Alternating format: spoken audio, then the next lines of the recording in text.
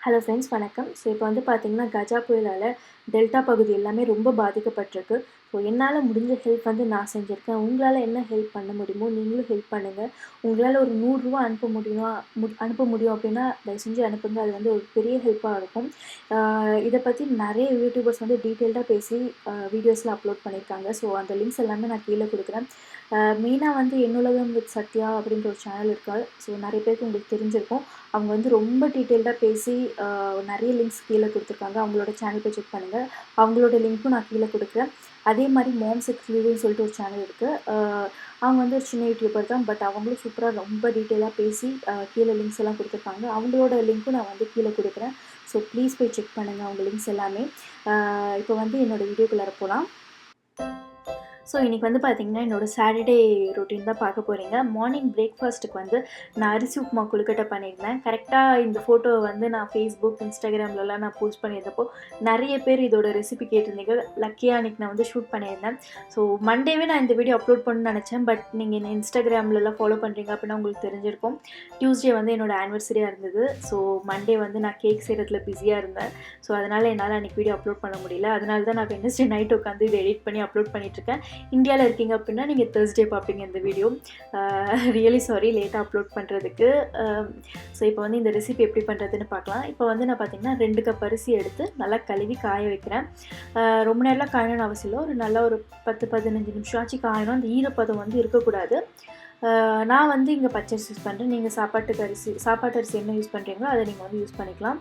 So அந்த அரிசி வந்து நல்லா காயட்டும். இப்போ வந்து ஒரு பொடி நம்ம ரெடி பண்ணி வச்சுக்கலாம். இதுக்கு வந்து நான் 2 காஞ்ச மிளகா, அதுக்கப்புறம் 1 டேபிள் ஸ்பூன் மிளகு, 1/2 டீஸ்பூன் ஜீரகம், அதுக்கப்புறம் 2 டேபிள் ஸ்பூன் துவரம்பருப்பு. ஸோ இப்போ வந்து இதை நம்ம நல்லா அரைச்சி எடுத்துக்கலாம். நல்லா பொடியாக தான் அரைக்கணும்னு அவசியம் இல்லை. 1-2 அரைச்சா கூட நல்லா தான் இருக்கும். நான் வந்து பொடியாக அரைச்சிட்டேன். ஸோ இப்போ வந்து அது 1 கப் பொடி ரெடி ஆகிடுச்சு. அதுக்கப்புறம் இப்போ அரிசியும் வந்து நல்லா காஞ்சிடுச்சு. இப்போ வந்து அதையும் அரைச்சி எடுத்துக்கலாம் நம்ம. அரிசி அரைக்கிறப்போ வந்து ரொம்ப பொடியாக அரைக்கக்கூடாது. ரவையாக அரைச்சிக்கணும். இல்லாட்டி நொய் மாதிரி கூட அரைச்சிக்கலாம். நான் வந்து என்னோடது கொஞ்சம் ரவை மாதிரி போயிடுச்சு. பட் நல்லா தான் இருந்தது. ரவை கன்சிஸ்டன்சி கூட அரைச்சிக்கலாம். அதனால தான் சொல்கிறேன். பட் ரொம்ப அப்படியே பச்சரிசி மாவு அரைக்கும் தெரியுமா, அந்த ஸ்டேஜுக்கு அரைய விடாதீங்க. ஸோ என்னோடது வந்து பார்த்திங்கன்னா நல்லா ரவை மாதிரி இருந்தது. இப்போ வந்து தாளிப்புக்கு வந்து பார்த்திங்கன்னா நான் தேங்காய் எண்ணெய் ஆட் பண்ணுறேன். உங்களுக்கு தேங்காய் எண்ணெய் பிடிக்காது அப்படின்னா நீங்கள் தேங்காய் எண்ணெய் ஆட் பண்ண தேவையில்லை. நார்மல் எண்ணெயே நீங்கள் யூஸ் பண்ணிக்கலாம். நம்ம தேங்காய் எண்ணெய் ஆட் பண்ணோம் அப்படின்னா ரொம்ப டேஸ்ட்டாக இருக்கும். அதுக்கு தான். ஸோ தேங்காய் எண்ணெய் ஆட் பண்ணிவிட்டு அதில் வந்து நான் கடுகு, உளுத்தம் பருப்பு, ஜீரகம், அதுக்கப்புறம் ஒரு காஞ்ச மிளகா ஆட் பண்ணுறேன். நீங்கள் உங்களுக்கு காரம் வேணாம் அப்படின்னு நினச்சிங்கன்னா இந்த காஞ்ச மிளகா ஆட் பண்ணாதீங்க. உங்களுக்கு காரம் வேணும் அப்படின்னு நினச்சிங்கன்னா நீங்கள் காஞ்ச மிளகா கூட எக்ஸ்ட்ராவாக ஆட் பண்ணிக்கலாம் இப்போது. ஸோ காஞ்ச மிளகா அப்புறம் நான் வந்து கொஞ்சம் பெருங்காயம் போட்டுக்கிட்டேன்.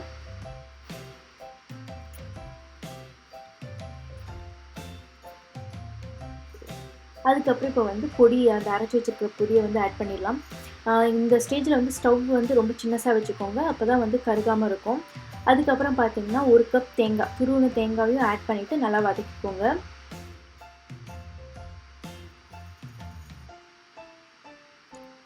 நல்லா வதங்கினதுக்கப்புறம் பார்த்தீங்கன்னா நான் வந்து இப்போது 3 கப் தண்ணி ஊற்ற போகிறேன். நான் 2 கப் அரிசி எடுத்துக்கிட்டேன். ஸோ இப்போ வந்து நான் 3 கப் தண்ணி ஊற்ற போகிறேன். யூஸ்வலாக வந்து 2:1 ரேஷியோ தான் நான் ஃபாலோ பண்ணுவேன். பட் இப்போ வந்து கொஞ்சம் ரவை மாதிரி அரைச்சிருக்கிறதுனால நான் வந்து கொஞ்சம் தண்ணி கம்மியாகவே ஊற்றிருக்கேன். 3 கப் ஊற்றிருக்கேன் போதும். ஸோ அதுக்கப்புறம் இப்போ உப்பு தேவையான அளவு உப்பு ஆட் பண்ணிக்கோங்க. நான் உப்பு டேஸ்ட் பண்ணப்போ எனக்கு வந்து கொஞ்சம் காரமாக ஃபீல் பண்ணேன். அதனால நான் வந்து இந்த காஞ்ச மிளகாவை வந்து நான் வெளில எடுத்துட்டேன். ஏன்னா அவந்திக்காவுக்கு இன்னும் நான் காரம் அவ்வளோ கொடுத்து பழக்கலை. அதனால உங்களுக்கு காரம் வேணாம் அப்படின்னு நினச்சிங்கன்னா மறுபடியும் காஞ்ச மிளகா போடாதீங்க.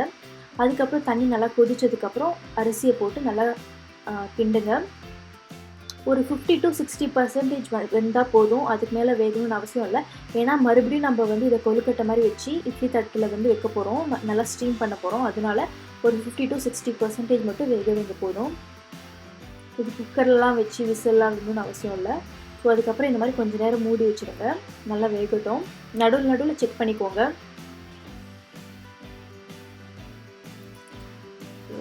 நடுவில் செக் பண்ணி இந்த மாதிரி கொஞ்சம் கிளறி விட்டுக்கோங்க.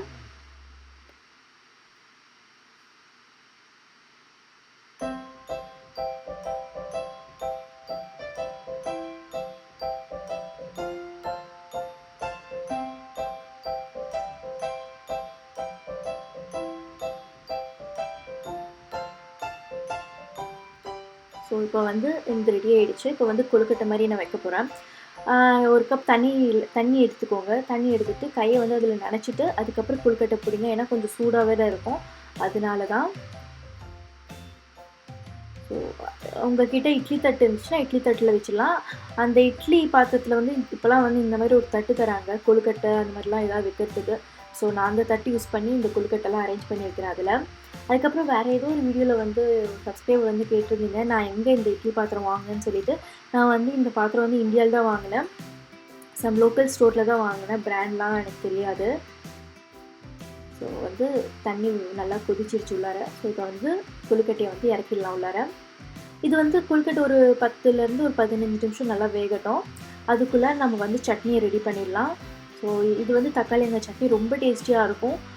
ரொம்ப சிம்பிளான ரெசிபி தான். நீங்கள் வந்து வெங்காயம் தக்காளி வந்து ஈக்குவலான மெஷர்மெண்ட் எடுத்துக்கணும். இப்போ நீங்கள் 2 வெங்காயம் எடுத்திங்கன்னா 2 தக்காளி எடுத்துக்கோங்க. ஸோ எடுத்துகிட்டு இந்த மாதிரி கட் பண்ணிக்கோங்க.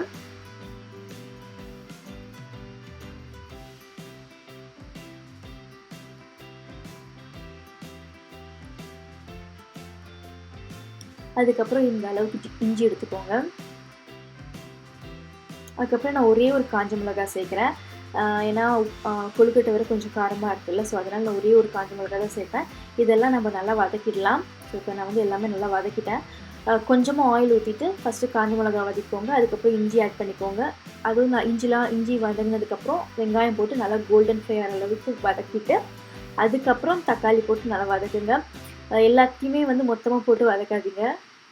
ஸோ இப்போ வந்து என்னோடய கொழுக்கட்டை ரெடி ஆகிடுச்சு. அதை ஒரு பாத்திரத்தில் எடுத்து வச்சிடலாம். ஸோ இப்போ வந்து சட்னி அரைச்சிடலாம்.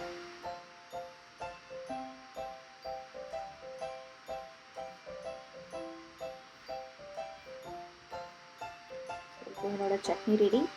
வெளில வந்து நான் ஃபோட்டோ எடுக்கிறதுக்காக கீழேருந்து ஸ்னோலாம் எடுத்து அரேஞ்ச் பண்ணிட்டு இருந்தாங்க சுற்றி சைடில். நிறைய பேர் வந்து ஸ்னோ விழுறதை காமிங்கன்னு கேட்டுட்டு இருந்தீங்க.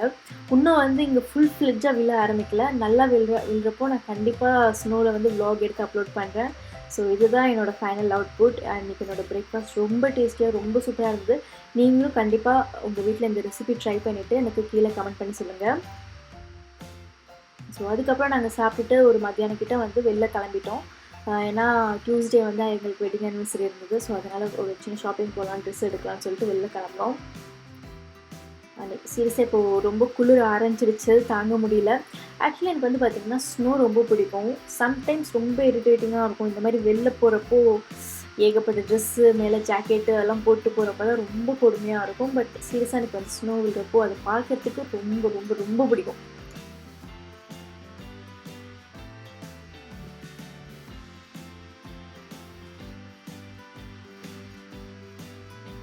அவந்திகா ரொம்ப எக்ஸைட்டடாக இருக்கா ஸ்னோவில் விளையாடுறதுக்கு. அவள் லாஸ்ட் இயரை விட அவளுக்கு வந்து இந்த வருஷம் ரொம்ப தெரியுதில்ல. ஸோ அதனால் ஸ்னோ அவ்வளோ ஹாப்பியாக இருக்கா விளையாடணும் அப்படின்னு. இன்னும் ஃபுல் ஃப்ளெட்ஜாக விழ ஆரம்பிச்சிருச்சு ஸ்னோ அப்படின்னா அவளை கையில் பிடிக்க முடியாதுன்னு நினைக்கிறேன். ஸோ அதுக்கப்புறம் இந்த மாதிரி ஸ்ரீனிக்கு தான் ரொம்ப வேலை இருக்கும் ஸ்னோவில் தான். ஏன்னா அவள் டெய்லி ஆஃபீஸ் போகிறப்போ கார் மேலெல்லாம் நல்லா க்ளீன் பண்ணிட்டு போகணும். அப்போ வந்து நல்லா ஃப்ரெஷ்ஷாக விழுந்த ஸ்னோ, அதனால அவர் வந்து ஈஸியாக கையிலே தள்ளி விட்டுட்டாரு. ப்ளஸ் அது லெதர் க்ளவுஸ்னால வந்து அது கையில் தெரியாது ஸ்னோ விழுறது கூட, அதனால கையிலே தள்ளி விட்டுட்டாரு. அப்படி இல்லாட்டி அதுக்கு ஒரு எக்யூப்மெண்ட் வச்சுருப்பாரு, அதை போட்டு நல்லா சுரண்டிட்டு இருக்கணும்.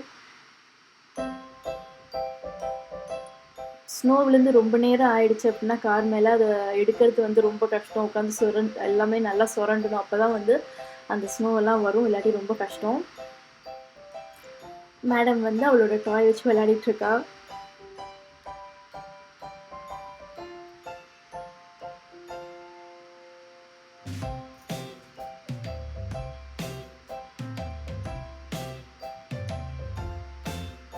ஸோ அதுக்கப்புறம் நாங்கள் வந்து டார்கெட்டுக்கு கிளம்பிட்டோம்.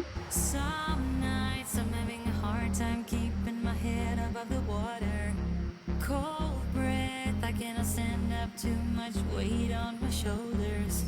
Messed up, I wanna stay together, but I need someone who's holding. And oh, if someone is holding when you call in. So டார்கெட்டில் வந்து நான் எப்பயுமே இந்த டாலர் செக்ஷன் வந்து செக் பண்ணவே மாட்டேன். ஸோ அதனால் ஃபஸ்ட்டு எனக்கு டார்கெட் போனோன்னே இந்த டாலர் செக்ஷன் தான் செக் பண்ணேன். கடைசியில் பார்த்தீங்கன்னா எனக்கு தேவையான ஒரு பாட்டில் இருந்தது, water bottle.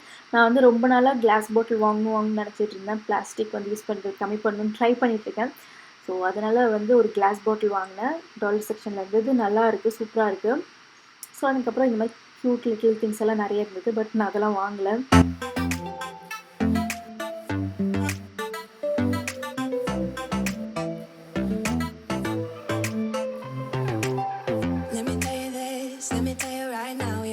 Kiss still burning, didn't know I missed this passion in life. Now I'm addicted somehow. Let me tell you what is up with your smile? It's impossible, not melting, irresistible. When I look through your eyes, not even sky's the limit. I used to be satisfied, dated over the surface. Now I just can't get enough. You make me feel good like no other. I just want everyone to see what I've discovered. Actually என்ன dress வாங்கினேன்னு உங்களோட share பண்ணிக்கணும்னு நினச்சேன். But மறந்துட்டேன். But ஒன்றும் பெருசாக வாங்கல. அந்த brown colour டாப்பும் இந்த 2 டாப்பும் நான் வந்து விஷ்ட் பண்ணிட்டேன். ட்ரையல் பார்த்தேன், எனக்கு அவ்வளோ பிடிக்கல. அதுக்கப்புறம் ஒரே ஒரு ஜீன்ஸ் வாங்கினேன், அவ்வளோதான். ஸோ வாங்கிட்டு நாங்களே வந்து பில் போட்டு செல்ஃப் செக் அவுட் பண்ணிட்டோம். இங்கே அந்த மாதிரிலாம் ஆப்ஷன் இருக்கும், நம்மளே பில் போட்டுக்கலாம். எனக்கு கம்மியாக தான் இருந்துச்சு. ஸோ 3 ஐட்டம் தான் வாங்கினேன்.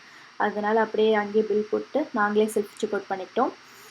அதுக்கப்புறம் அங்கேயே ஸ்டார்பக்ஸ் இருந்துச்சு. இன்றைக்கி வந்து ஏதாவது புது ட்ரிங்க் ட்ரை பண்ணலாம் அப்படின்னு சொல்லி புது ட்ரிங்க் ட்ரை பண்ணலாம் அப்படின்னு சொல்லிட்டு நான் வந்து cold foam and cold brew try பண்ணேன். Cold foam and cold brew with cream and sugar. சீரியஸாக ரொம்ப டேஸ்டியாக, ரொம்ப சூப்பராக இருந்தது. சான்ஸே இல்லை. ஸோ உங்களுக்கு வந்து ஸ்டார்பக்ஸ் ட்ரிங்க் ரொம்ப பிடிக்கும் அப்படின்னா இந்த ட்ரிங்க் ட்ரை பண்ணுங்கள், ரொம்ப சூப்பராக இருக்குது. Cold foam and cold brew with cream and sugar. சில ஸ்டார்பக்ஸில் தான் இந்த ட்ரிங்க் இருக்குது. நான் வந்து நேற்று ஒரு ஸ்டார்பக் போயிருந்தேன். அங்கே இந்த ட்ரிங்க் இருக்கான்னு பார்த்தா இல்லை. ஸோ சில கடையில் மட்டும்தான் இருக்குது. ஸோ பார்த்து செக் பண்ணி வாங்கிக்கோங்க. அதுக்கப்புறம் டார்கெட் பக்கத்துலேயே வந்து பார்த்திங்கன்னா பெஸ்ட் பை இருந்தது. நான் வந்து ரொம்ப நாளாக ஹேண்ட் ட்ரைபாட் வாங்கணும்னு நினச்சிட்ருக்கேன். ஏன்னா நான் ப்ரீவியஸாக வச்சுருந்த ஹேண்ட் ட்ரைபாட் வந்து உடஞ்சிடுச்சு. அது அமேசானில் வாங்கினேன். சீரியஸாக ரொம்ப கேவலமாக இருந்தது quality.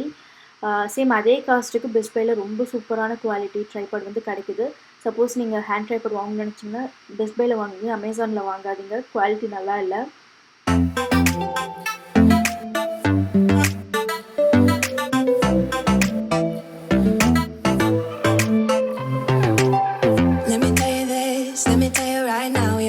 Kiss still burning, didn't know I missed this passion in life. Now I'm addicted somehow. Let me tell you what is. அதுக்கப்புறம் நாங்கள் பெஸ்ட் பைலேருந்து அப்படியே கிளம்பி நாங்கள் வந்து மெயின் சிட்டிக்கு போனோம், சிகாகோ போயிட்டு. ஏன்னா அங்கே ஒரு ஹோட்டலில் வந்து சவுத் இந்தியன் தோசை இட்லிலாம் ரொம்ப நல்லாயிருக்கும். ஸோ அங்கே போய் சாப்பிட்லாம் அப்படின்னு சொல்லிட்டு அந்த ஹோட்டலுக்கு போயிட்டோம். ஸோ அங்கே போயிட்டு நாங்கள் இட்லி தோசைலாம் ஆர்டர் பண்ணி சாப்பிட்டுட்டு இருந்தோம். நானும் ஸ்ரீனி இட்லி ஆர்டர் பண்ணோம். அவந்திகாக்கு வந்து தோசை தான் ரொம்ப பிடிக்கும். ஸோ அதனால் தோசை ஆர்டர் பண்ணோம். ஆப்வியஸ்லி அவ்வளோ பெரிய தோசை சாப்பிட முடியாது. நாங்களும் அதை ஷேர் பண்ணி சாப்பிட்டுட்டு அதுக்கப்புறம் நைட் நாங்கள் வந்து வீட்டுக்கு போயிட்டோம். ஸோ ஐ ஹோப் உங்களுக்கு இந்த vlog ரொம்ப பிடிச்சிருக்குன்னு நினைக்கிறேன். ஸோ பிடிச்சிருந்தா like, share and subscribe. Bye bye, take care.